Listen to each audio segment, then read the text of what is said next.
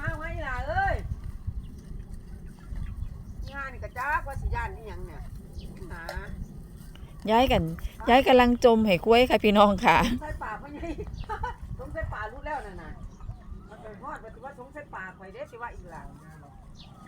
โอ้ยมันบ่ยาดอกพ่อใหญ่เอ้ยพ่อใหญ่บ่แม่นเจ้าปล่อยสาวก็มูตินี่พอจังสิละพ่อข่อยนั่นมาจนจิมานางแต่6 โมงเช้าพุ่นเด้ค่ะพี่น้องปล่อยต่อกันได้ปล่อยเป็นคนเด็ดเป็น โอ้ยก็ปล่อยกับสาวโพดคนอื่นเขาบ่เฮิ่นปล่อยเลยนี่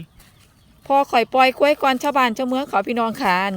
อันฟังทั้งนี้บ่เฮิ่นมีผู้ใดเขาเอากล้วยออกลามจ้าคนมีอันพ่อใหญ่ขี้เตือนไม่ข่อยนี่แหละพี่น้องเบิ่งพุ่นน่ะละวานฝ้าวเอามันไปผูกมันจะได้กินหญ้ามันฮ้อนว่าซั่นว่านะบัดนี้4 โมงครึ่งนี่ก็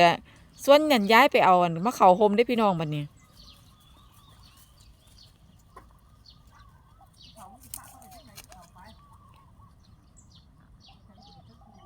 ผูกหมองเก่าติย้าย